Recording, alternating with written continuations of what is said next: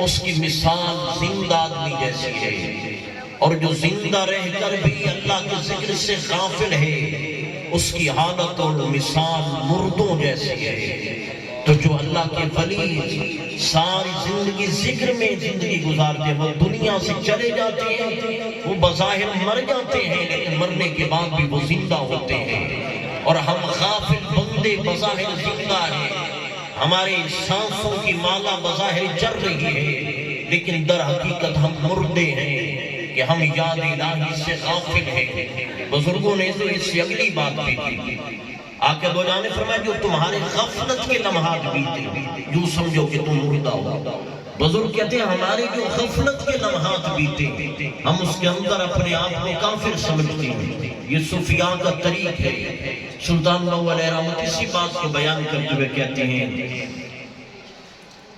جو دم غافل سو دم کافر سن مرشد پڑھایا ہو، سنیاں سخن گئیاں کھل رکھی اسا چت مولا والا لایا ہو، کیتی جان حوالے رب دے اسا ایسا عشق کمایا ہو، مرن تھی اگے مر گئے باہو تن مطلب نو پایا ہو۔ کہا کہ اگر اس دنیا میں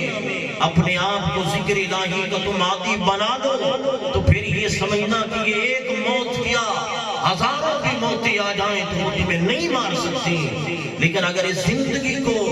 غفلت میں گزار جاؤ گے پھر باقی موت تو بعد میں آئے گی، تم زندہ بھی مردوں کے مانند ہو۔ جو تم غافل سو دم کافر سن مرشد پڑھایا ہو۔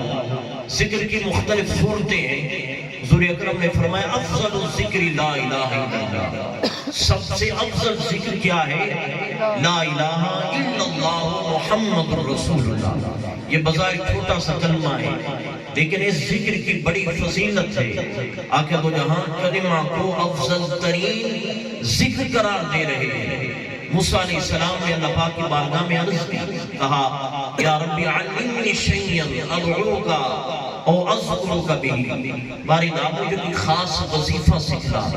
میں وہ وظیفہ پڑھا کروں اور تیرا ذکر کیا کروں، تجھ سے دعا مانگا کروں۔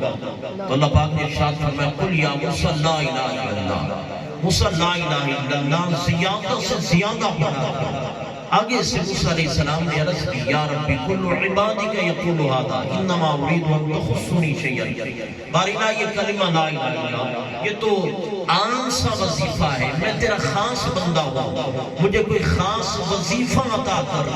تو آگے سے اللہ پاک نے فرمایا موسیٰ یہ کلمہ عام وظیفہ نہیں ہے، یہ وظیفہ خاص الخاص وظیفہ ہے اور کائنات سے سب سے بڑھ کر قیمتی چیز ہے۔ کیسے آگے اللہ پاک نے ارشاد فرمایا لو ان السماوات السبع والارضین السبع وضعن فی کفۃ ولا الہ الا اللہ فی کفۃ اخری،